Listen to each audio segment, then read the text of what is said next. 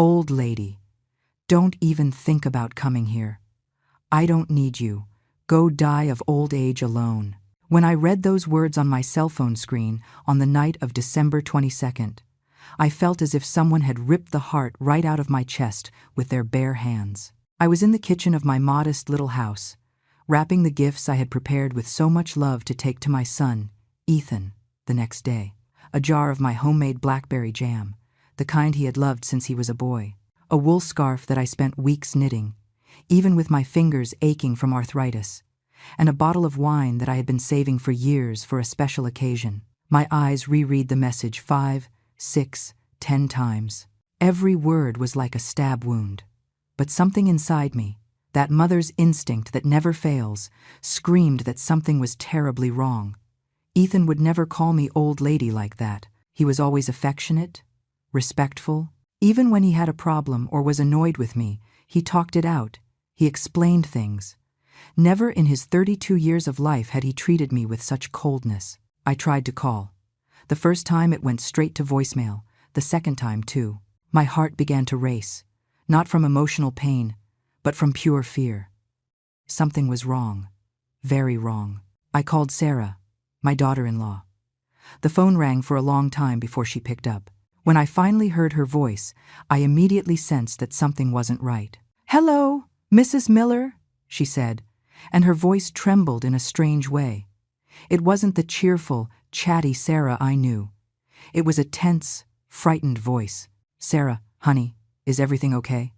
Ethan sent me a strange message saying, not to come tomorrow. There was a pause that lasted too long. I heard heavy breathing on the other end, as if she were trying to control tears or panic. "Him? He's asleep right now, Mrs. Miller. He had a tough day at work. I think it's best if you don't come. He's very tired and—" "Sarah, what is going on?" I interrupted her, feeling fear tighten around my throat. "Where are you guys? Why does your voice sound like that?" "We're at the house. Everything is normal. It's just that." "Oh, excuse me, Mrs. Miller. It's really loud here. There's a party at the neighbor's house and—" But I didn't hear a party. What I heard, very faintly behind her voice, was music that made my blood run cold. It was that aggressive, heavy rap music, full of profanity and violence, that Ethan always hated. He would never allow that kind of music in his house. And then I heard something else. A male voice, raspy and aggressive, saying, "Turn that crap off. Tell that old bee to get lost." And the call cut off. I stood there, gripping the phone so hard my knuckles turned white. 70 years of life had taught me to trust my gut. And in that moment, every fiber of my being screamed that my son was in danger. Some neighbors passing by the window saw me looking dazed and tried to console me. "Oh, Mrs. Miller, let it go. Kids grow up and sometimes they get ungrateful. That's just life." But I didn't believe them. I couldn't believe it. The boy who cried when I hurt my arm at the butcher shop and insisted on taking care of me for a whole week. The man who promised, on his father's grave, that he would always look after me. That man wouldn't write those cruel words. I looked at the gifts on the table. I looked at my old, trembling hands. I looked at the clock on the wall, marking almost midnight, and I made a decision. If I was wrong, if Ethan really didn't want to see me, I would come home and keep my pain to myself. But if I was right, if something bad was happening to my son, I would never forgive myself for not going. I went to my bedroom and opened the drawer of the dresser where I keep my important things. Way in the back, wrapped in an old cloth, was the buck knife that belonged to my husband. It was an antique piece, with a carved wooden handle, the blade still sharp even after all these years. I took it and tucked it deep into the bottom of my purse. I am not a violent woman. I spent my entire life caring for people, healing wounds, not causing them. But that night, if someone had hurt my son, they would discover that a mother protecting her young is the most dangerous creature in this world. I put on my warmest coat, grabbed my purse, and left the gifts behind. I wasn't going to a Christmas dinner. I was going to rescue my son. But before we continue, check if you are already subscribed to the channel and write in the comments, where are you watching this video from? We love knowing how far our stories are reaching. The bus terminal was almost empty at that time of night, Just a few passengers dozing on the hard benches, waiting for buses that would leave in the early morning. I bought a ticket to Columbus, the city where Ethan lived, 2 hours away. The next bus would leave in 40 minutes. I sat in a corner clutching my purse against my chest and tried to think clearly. What could be happening? Ethan had a good life, a stable job as an engineer at a respected firm, a nice house that he and Sarah had bought 3 years ago, a marriage that seemed happy, or at least that's what I thought. But in the last few months, I noticed that something had changed. Ethan was more distant in our weekly phone calls, less talkative. When I asked him if everything was okay, he said yes, but his voice didn't have the same joy as before. Sarah also seemed different the few times we talked, more nervous, more evasive. I attributed it all to work stress, the pressures of adult life. I never imagined it could be something more serious, something dangerous. The bus finally arrived. I climbed the steps with difficulty, my old legs protesting against the rush and fatigue. I found a seat in the back and settled in by the window. The night outside was pitch black, just a few occasional lights from isolated houses flickering in the darkness as the bus moved down the highway. I closed my eyes, but I couldn't sleep. My mind wouldn't stop replaying every detail of the call with Sarah, that aggressive male voice in the background. Who was it? Why was he in my son's house? And why was Sarah so scared? I thought about her brother, Caleb. Ethan had told me, months ago, about the problems Caleb was causing. Involved with the wrong crowd, always borrowing money, showing up at the house drunk. Ethan had forbidden Caleb from entering their home after a nasty fight where Caleb had stolen some valuables to sell for drugs. Could it be him? Had Caleb come back? And if so, what was he doing there? Fear grew inside me like a living, pulsing thing. I squeezed my purse tighter, feeling the outline of the knife through the fabric. I didn't know exactly what I would find when I got there, but I knew I needed to be prepared for anything. The 2-hour trip felt like an eternity. When we finally arrived at the bus station in Columbus, it was already past 2 in the morning. I got off the bus, feeling the biting cold of the early morning penetrate my bones. My old body ached, but I ignored the pain. There were more important things at stake. I took a taxi to the subdivision where Ethan lived. The driver, a middle-aged man who looked sleepy, tried to make small talk, but I barely responded. I was too focused on what was coming, on what I might find. When we got close to Ethan's street, I asked the driver to stop about 3 blocks away. I didn't want to draw attention by arriving in a taxi right in front of the house. I paid for the ride and got out, feeling my legs tremble, but not from cold or fatigue, from pure fear and determination. I walked slowly down the silent street. It was a quiet residential area. Nice houses with well-kept lawns. Some still had Christmas lights blinking, creating a festive atmosphere that contrasted cruelly with the terror I felt in my chest. Ethan's house was in the middle of the block. When I saw it, my heart almost stopped.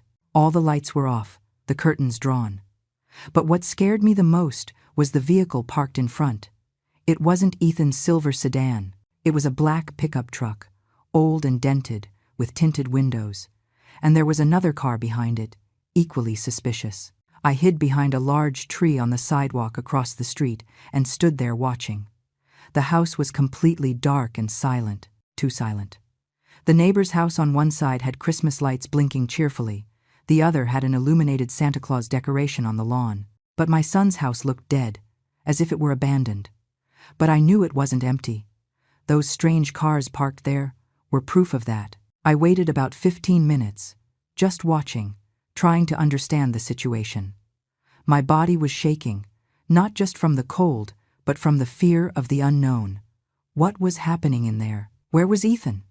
And Sarah? Finally, I gathered my courage and crossed the street. I walked slowly, trying to make as little noise as possible. When I got near the living room window, I tried to peek through a crack in the curtains. At first, I didn't see anything, but then my eyes adjusted to the darkness, and I managed to make out shapes inside.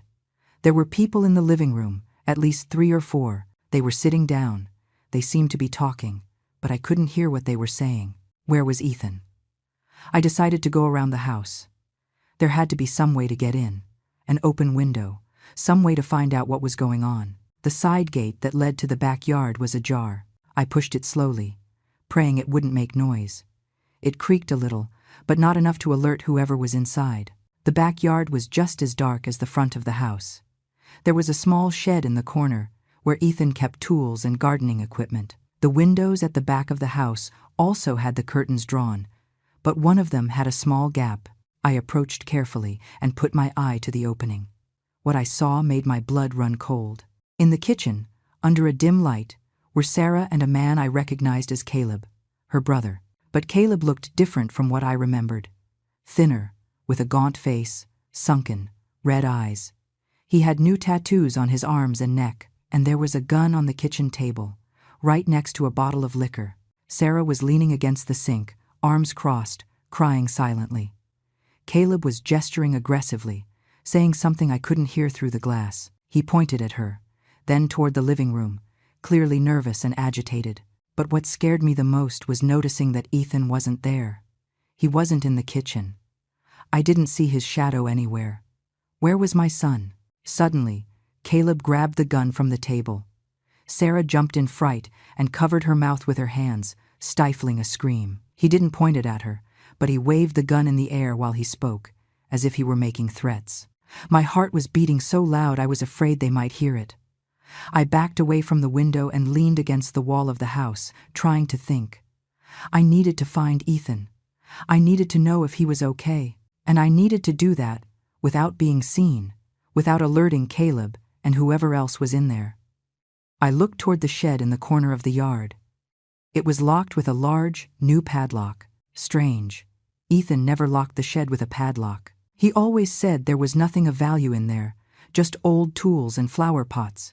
Why lock it now? And why with such a big padlock? I approached slowly, stepping on the wet grass that muffled my footsteps.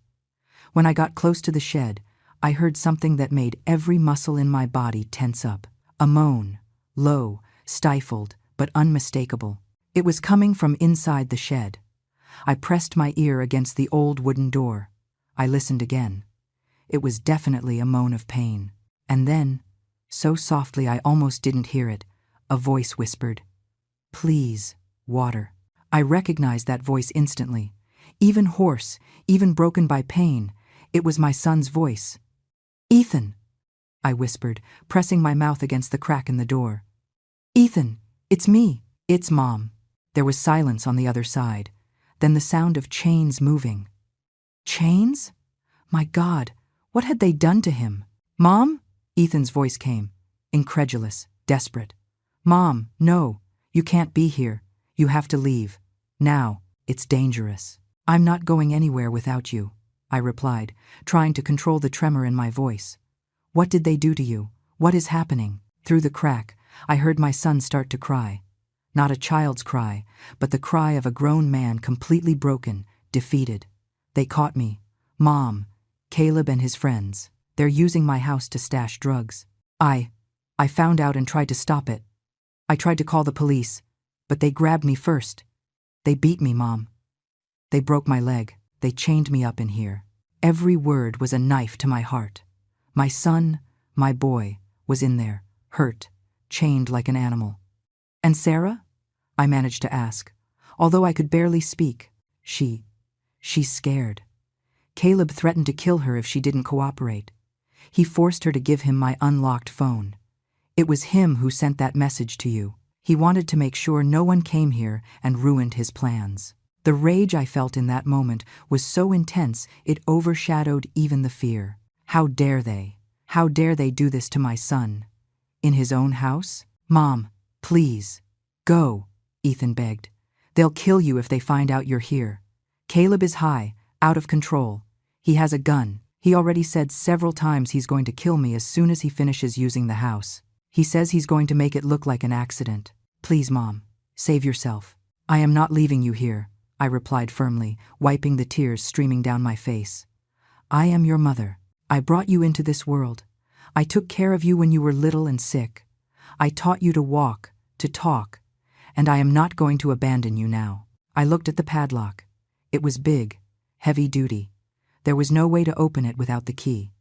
But the shed door was old, the wood was half rotten in some spots, and the hinges looked rusty.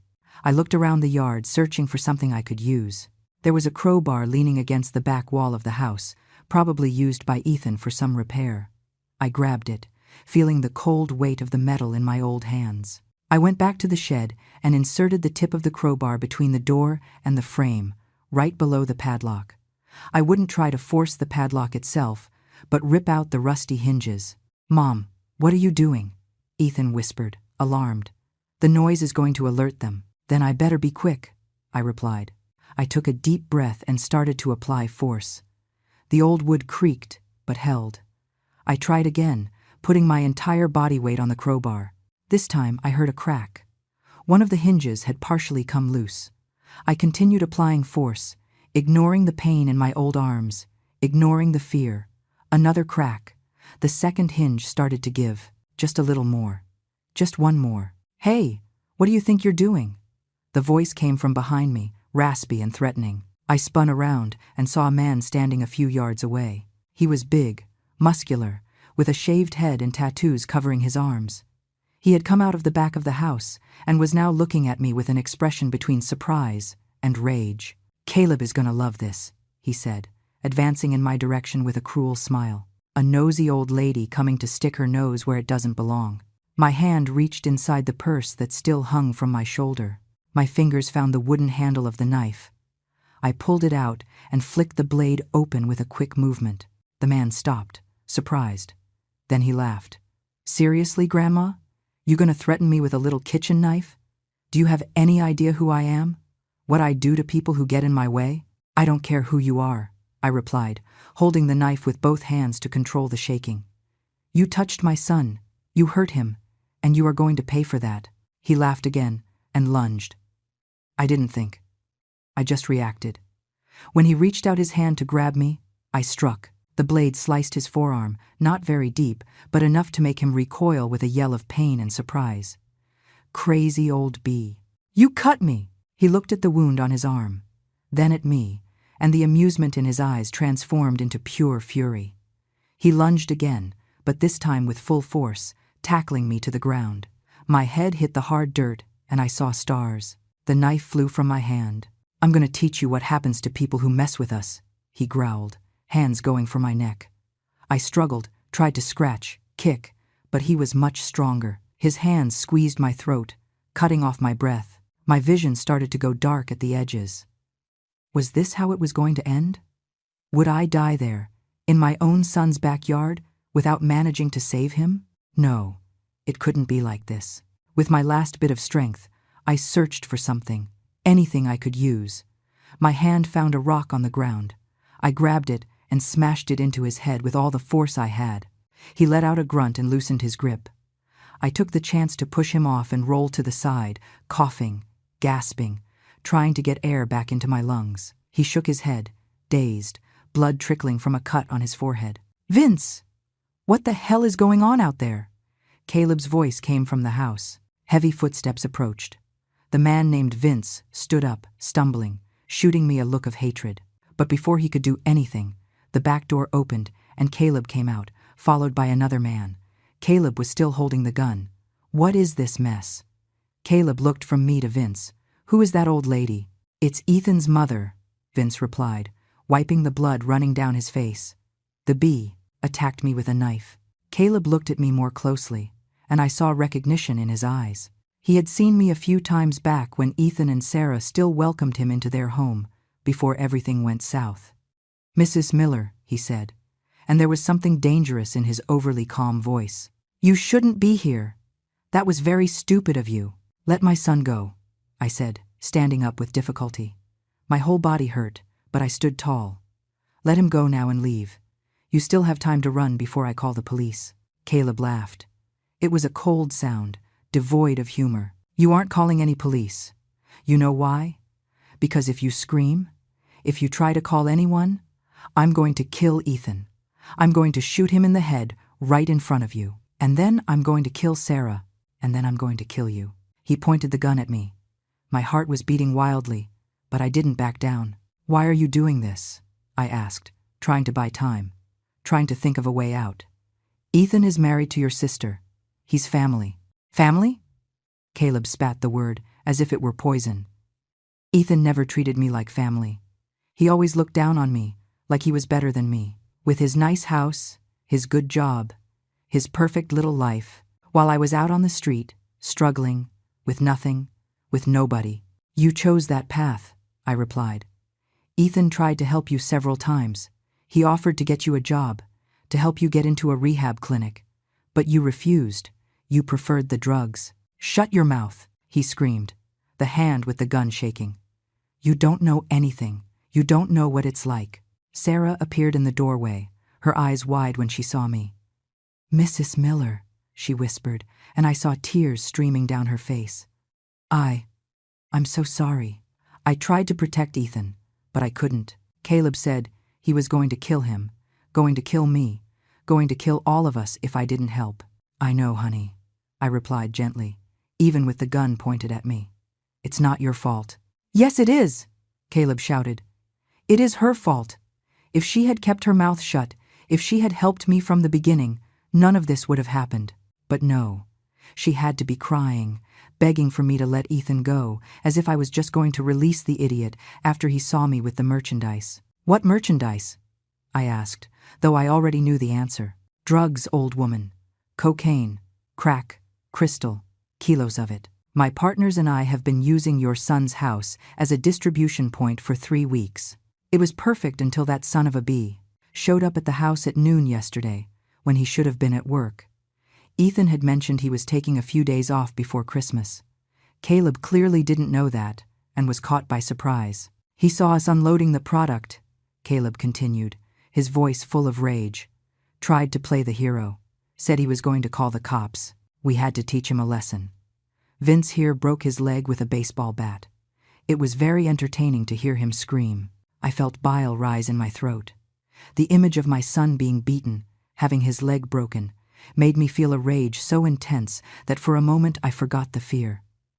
You are monsters, I whispered. We are survivors, Caleb corrected. And you, old lady, just became a problem. Vince, lock her in the shed with Ethan. I'm going to decide what to do with both of them after we finish packing up the product. Vince came toward me. I thought about fighting again, but I saw it was useless. There were 3 men, all stronger than me, and one of them was armed. If I fought now, I would be killed instantly, and then there would be no one to help Ethan. I let Vince grab me by the arms and drag me to the shed. He ripped off the rest of the hinges I had loosened and opened the door. The smell that came out of there made me cough. Blood, urine, sweat, fear, all mixed into a nauseating stench. Vince threw me inside and slammed the door behind him, leaving me in almost total darkness. Mom! Ethan's voice came from the darkest corner of the shed. My eyes slowly adjusted to the little light coming through the cracks in the door. And then I saw my son. He was sitting on the cold concrete floor, back leaning against the wall.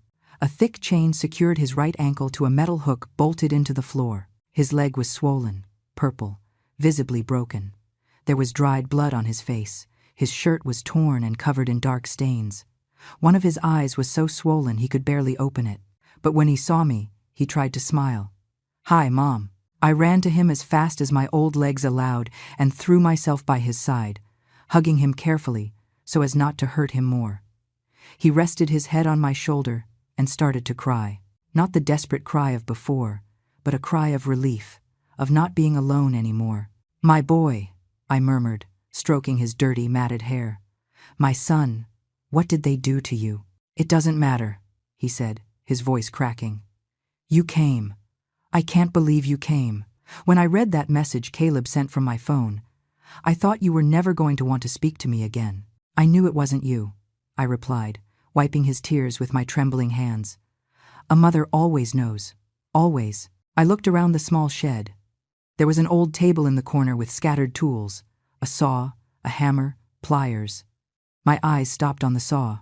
Ethan, can we cut that chain? He shook his head. I already tried. It's hardened steel. We'd need an electric saw or bolt cutters. The tools in here won't work. I picked up the hammer anyway and examined the metal hook in the floor. It was bolted into the concrete, but the concrete around it looked old, with cracks. Maybe if I hit it enough. Mom, we don't have time, Ethan said. They're going to come back, and when they do, He didn't need to finish the sentence. We both knew what Caleb planned to do. He couldn't leave living witnesses, not after everything that had happened. Then we need a plan, I said, forcing my mind to work through the fear and shock. We need to find a way to get out of here alive. How? Ethan asked, and there was desperation in his voice. There are 3 men, one of them armed. You are. Sorry, Mom. But you are 70 years old, and I can barely stand up with this leg. He was right. In a direct fight, we had no chance. But maybe we didn't need to fight head on. Maybe there was another way. Your phone? I said suddenly. Where is your phone? Caleb took it. He has it in the kitchen. Why? I thought fast. If I could get Ethan's phone, I could call the police. But for that, I would need to get out of the shed, enter the house without being seen, find the phone, and make the call before someone caught me. It was almost impossible, but it was the only chance we had. Mom, what are you thinking? Ethan knew me well enough to recognize that look on my face. I'm going to get out of here and get help, I replied, already standing up. No, Mom.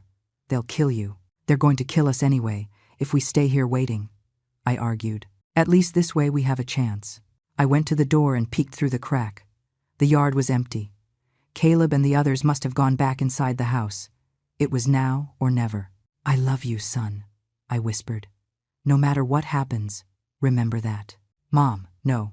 But I was already opening the door slowly, just enough to squeeze through. The cold night air hit me like a slap. I closed the door behind me silently and crouched in the shadows, analyzing the situation. The house had some lights on now. Through the kitchen window, I could see Caleb and Vince sitting at the table, counting money. The 3rd man wasn't in sight, probably in the living room guarding Sarah or organizing the drugs. I needed to get in without being seen. But how? I remembered that Ethan had installed a cat door in the laundry room's back door, even though they didn't have a cat. Sarah wanted to adopt one, but they never got around to it. Was the little door still there? I moved slowly along the side of the house, staying in the shadows until I reached the laundry room door. And yes, there was the little door, small, but maybe big enough for me to pass through. I had to try. I knelt on the cold ground and pushed the cat door slowly. It opened with a slight squeak that made me freeze, heart pounding. I waited, listening. No alarm sound, no one coming to investigate. I pushed my body through the narrow opening.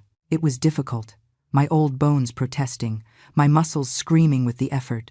I got stuck halfway for a terrible moment, but managed to wiggle and get through. I was inside. The laundry room was dark and silent. I moved like a ghost to the door that led to the hallway. Through it, I could hear voices coming from the kitchen. Finish this soon, Caleb was saying. It's already too risky if someone notices Ethan didn't show up for work after the holidays. We're going to make it look like an accident, Vince's voice replied. House fire, his body, and the old ladies burned too badly for clear identification. We'll say they were cooking something, and it all went to hell. And Sarah? She disappears, vanishes. People will think she ran away after the trauma of losing her husband and mother-in-law. No body, no crime. My blood ran cold. They had it all planned. And Sarah? Poor Sarah. She would be forced to disappear, live in fear forever, knowing what happened. Unless I stopped it. Ethan's cell phone was on the kitchen table. I could see it from there, but there were 2 men between it and me. I needed a distraction. My eyes swept the laundry room, a washing machine, dryer, cleaning products, a broom, a bucket, and a gallon of bleach. A terrible and brilliant idea sprang into my mind. I grabbed the gallon of bleach and a bottle of multi-purpose cleaner with ammonia that was under the sink. I knew from my own experience that mixing certain cleaning products could create toxic fumes. It was dangerous, irresponsible, and exactly what I needed. Silently, I poured a generous amount of bleach into the bucket. Then I added the cleaner. The mixture started to foam immediately, and a strong, suffocating vapor began to rise. I lifted the bucket, took a deep breath, and threw it through the open hallway door toward the kitchen. The bucket flew, spilling its contents across the floor and spreading that toxic vapor. Caleb and Vince jumped from their chairs, shouting, "What the hell is this? Is something burning?" The chemical smoke quickly invaded the hallway and started entering the kitchen. The men were coughing, eyes watering. In the confusion, I ran out of the laundry room, holding my breath as long as I could, and grabbed the phone that was on the table. "It's the old lady!" Vince yelled when he saw me. "She's here!" But I was already running back, fleeing from them, with the phone clutched against my chest. Heavy footsteps followed me. Caleb was screaming obscenities. I reached the living room and saw the third man getting up from the sofa, confused. Sarah was in the corner, eyes wide. There was no time for explanations. I ran to the front door and threw it open, bolting out of the house. The cold night air burned my lungs as I ran down the quiet residential street. Behind me, I heard the door open violently and the men coming out. "Get her, damn it! Don't let her escape!" My old body wasn't used to this. Every step was agony, my heart beating so hard I thought it would explode. But I kept running, fingers already trying to unlock Ethan's phone as I ran. Thank God it didn't have a passcode. He always left it unlocked when he was home. I dialed 911 while I ran, almost tripping over a crack in the sidewalk. "Emergency 911, a female voice answered. "Help!" I screamed, gasping. "They are chasing me." "Acacia Avenue, number 245. My son is kidnapped. There are drugs in the house, armed men." A gunshot rang out behind me. I heard the asphalt get hit a few feet away. I screamed and threw myself behind a parked car. "They shot at me! They are shooting!" I yelled into the phone.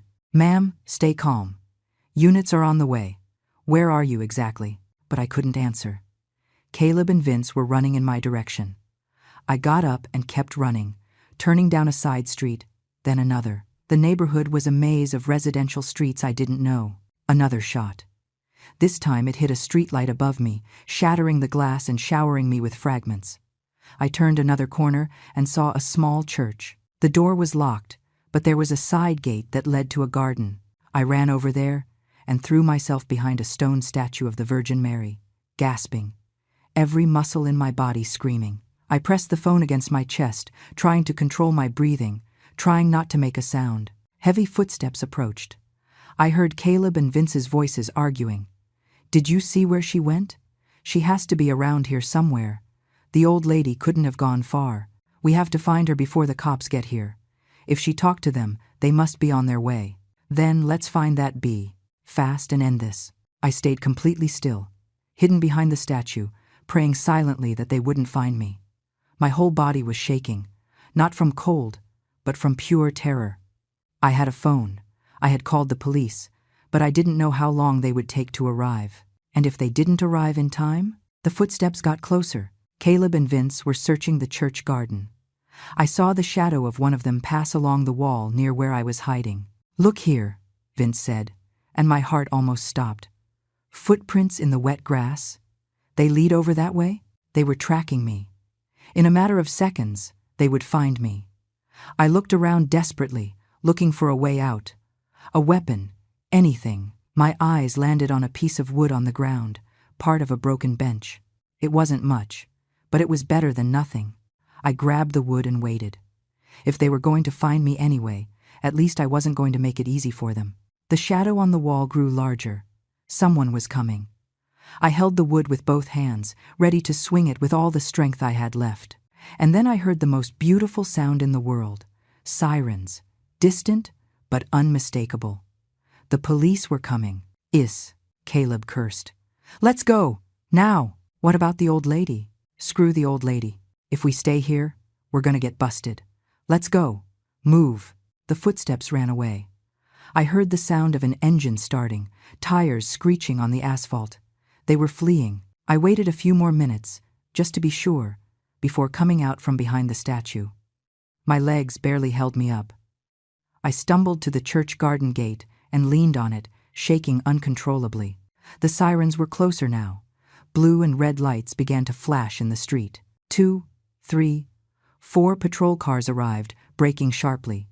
Police officers got out with guns drawn. "Over here!" I screamed, with all the strength I had left, waving. "I called! It's me!" An officer approached cautiously, guns still pointed at me until he was sure I wasn't a threat. "Ma'am, did you call emergency?"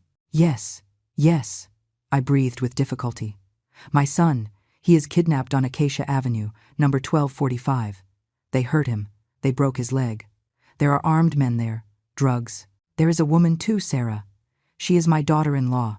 They forced her. The words came out in an incoherent stream. The policeman held me gently by the shoulders. Calm down, ma'am. Breathe. We already sent units to the address. Are you hurt? I looked at myself as if seeing myself for the first time. My clothes were torn and dirty. I had scratches on my arms and legs. My head throbbed where I had hit it when Vince tackled me. But none of that mattered. My son, I said. I need to get to my son. The policeman led me to one of the patrol cars and had me sit in the back seat. Another officer brought me a bottle of water and a blanket. I drank avidly, realizing how dehydrated I was. My whole body ached, but my mind was focused on only one thing. Ethan. We're going to take you to the hospital to get checked out, the policeman said. No, I replied firmly. First, I want to see my son. I need to know he's okay. The policeman hesitated, but something in my expression must have convinced him that arguing was useless. He spoke something into the radio and then said, Okay, I'll take you there, but you need to promise you'll let the paramedics examine you afterward. I agreed, and he drove to Ethan's house. When we arrived, there were at least 6 patrol cars blocking the street. Armed police had surrounded the house, but it seemed there was no one left inside. The suspects fled before we arrived, the officer informed me. But we found evidence of drug trafficking inside the house, a lot of material.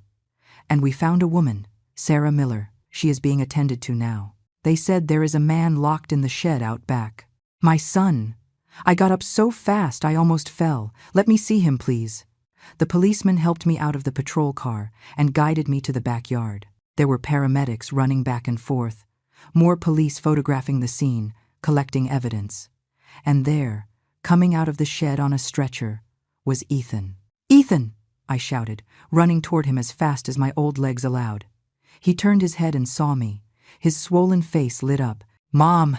The paramedics stopped the stretcher so I could get close. I took Ethan's hand, squeezing it tight. He was alive, hurt, suffering, but alive. Is this lady your mother? Asked one of the paramedics. We're going to take him to the hospital now. His leg is badly fractured and he is in shock, but he's going to be okay. I looked at my son and saw tears streaming down his face. You saved my life, he whispered. You are amazing, Mom. You are my son. I replied simply. I will always protect you, always. They took him to the ambulance. I went with him, holding his hand the entire way to the hospital. Sarah was there too, on another stretcher, in shock but physically unharmed. The paramedics examined me briefly and said I also needed to be treated, but I insisted on staying close to Ethan. At the hospital, they took Ethan straight to surgery. His leg was broken so badly he would need pins and metal plates. I sat in the waiting room, still wrapped in the blanket the police gave me. And it was only then that it all hit me at once. I started to cry, not a delicate cry, but deep sobs that shook my whole body. I cried for the pain, for the fear, for the terror of almost having lost my son. I cried with relief because he was alive. I cried because for a moment back there in the yard when that man was strangling me, I thought I would never see Ethan again. Sarah came to sit beside me. She was crying too, eyes swollen and red. Mrs. Miller, she said, her voice broken. I am so sorry. I should have been stronger. I should have protected him better. But I was so scared. I know, honey, I replied, pulling her into a hug. You were a victim in all this too. Don't blame yourself. But I cooperated. I let Caleb use our house. I let him hurt Ethan. What kind of wife does that? A wife who was being threatened with death, I said firmly. You did what you needed to do to survive, and you didn't let Ethan die. You kept him alive until I got there. She sobbed into my shoulder. 2 broken women, hugging, waiting for news of the man we both loved. Hours later, a doctor finally came out of the surgery room. I stood up so fast I got dizzy. How is he? The surgery was successful, the doctor said with a small smile. We placed pins and plates in the leg. He's going to need intensive physical therapy and will probably have a slight limp for the rest of his life, but he will be able to walk normally. Considering the severity of the fracture, he got lucky. Lucky. I wouldn't call it lucky. I would call it a miracle. Can I see him? He is still in recovery, but we will be taking him to a room shortly. You can see him there." I waited another hour, which felt like an eternity, before finally being taken to Ethan's room. He was awake, despite the strong painkillers, and smiled when he saw me enter. "Hi, Mom." "Hi, my love," I replied, sitting in the chair next to the bed and taking his hand. "How do you feel?" "Like I got run over by a truck," he said with a weak laugh. "But alive, thanks to you." "You scared me to death," I admitted. "When I read that message, I knew you would come," he interrupted. "Even when Caleb said he was sure you wouldn't come, that you were going to believe the message, I knew you are too smart to fall for that, and that you love me too much to abandon me." I squeezed his hand, unable to speak because of the lump in my throat. "Mom, you faced armed men. You broke into a house full of drug dealers. You fought a guy 3 times your size. You are the bravest person I know." "It wasn't bravery," I replied.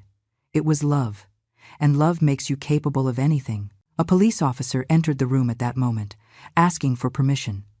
He was a detective, an older man with gray hair and tired eyes. "Sorry to interrupt," he said, "but I need to ask a few questions, if you ladies and the gentlemen are up to it." We spent the next hour recounting everything, from the moment I received the message to the escape through the neighborhood.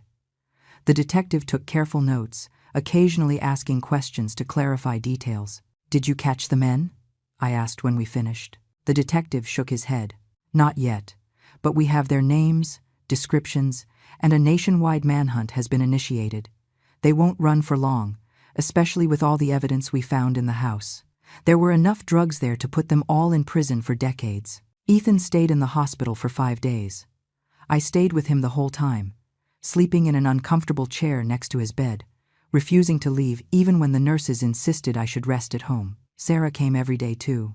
At first, she and Ethan barely spoke. There was tension between them, a silent pain.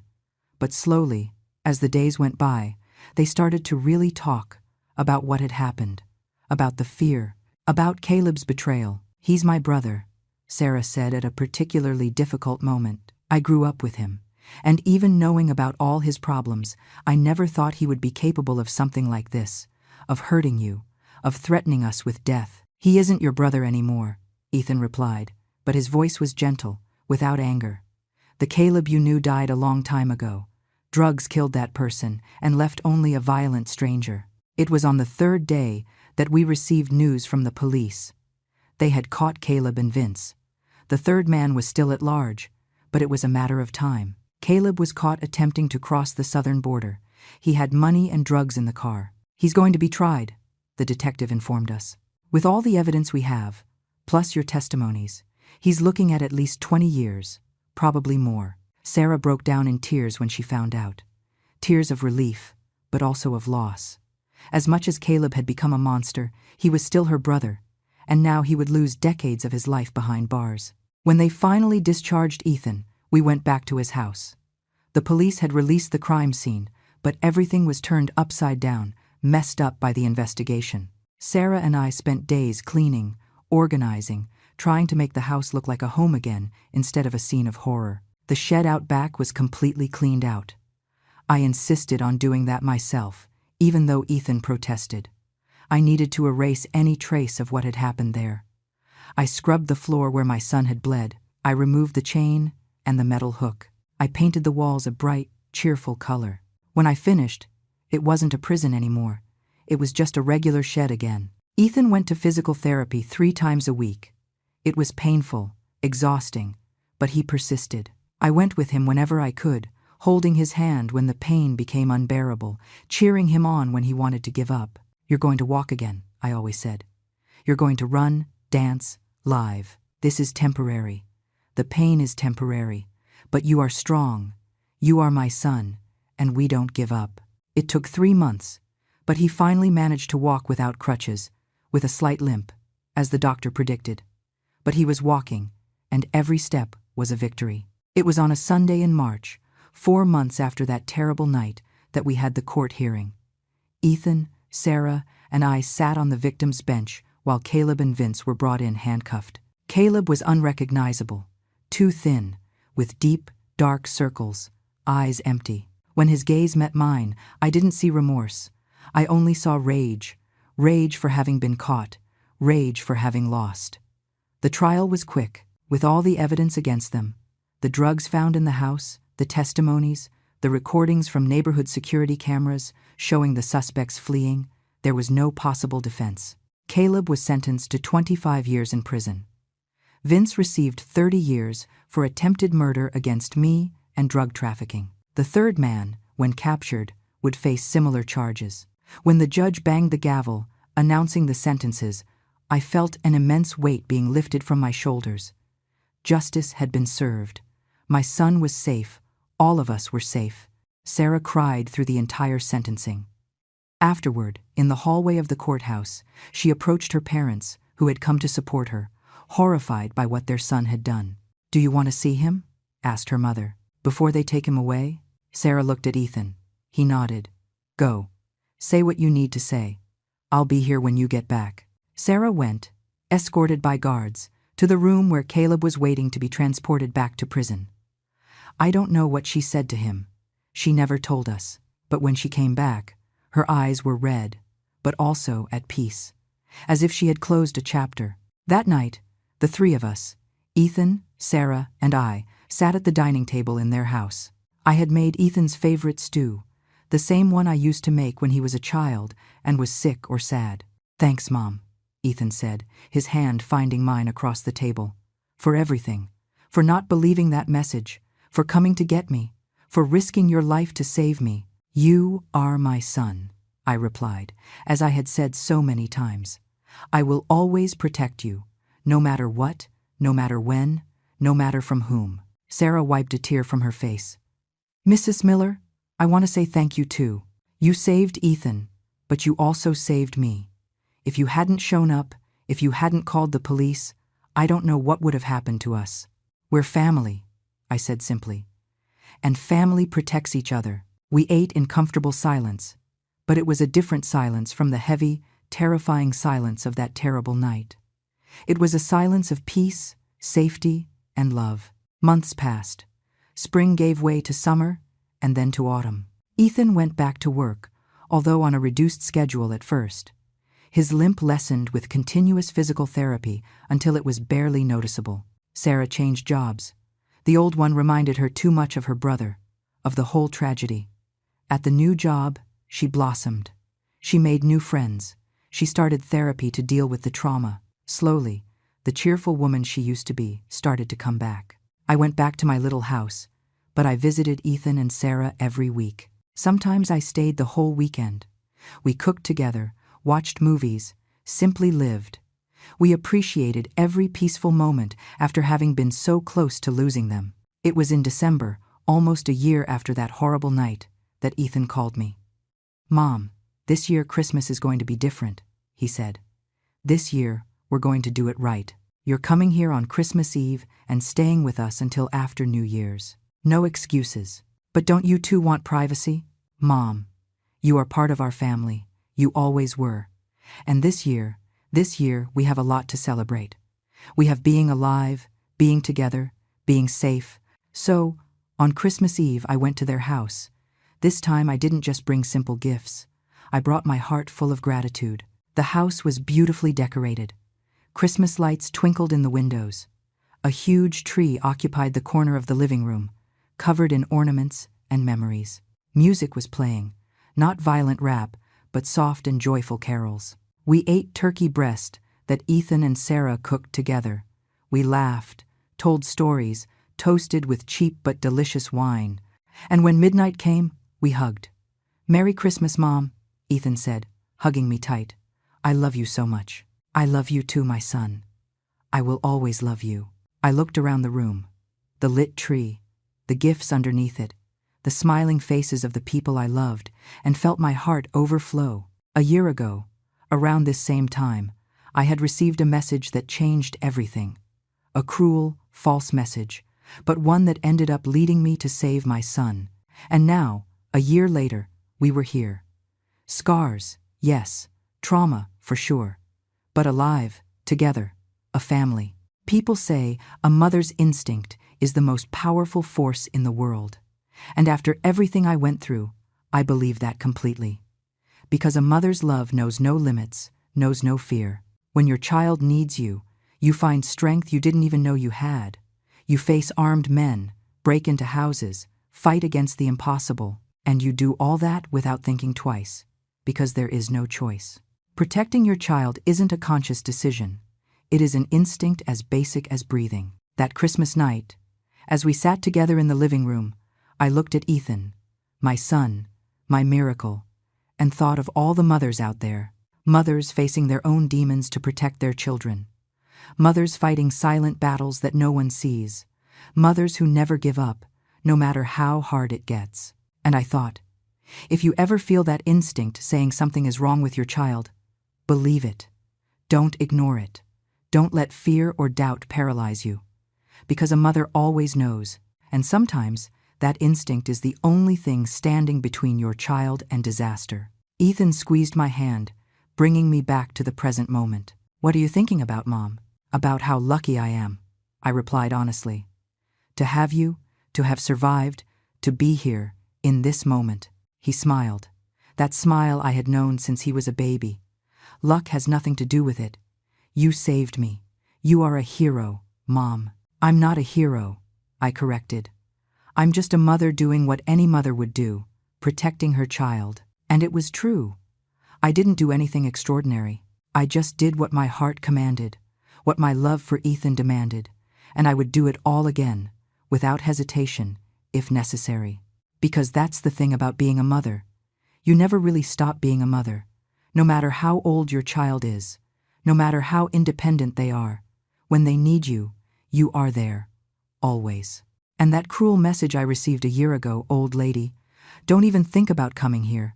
I don't need you, ended up proving exactly the opposite. My son needed me more than ever, and I showed up. I fought. I won. Because that is what mothers do.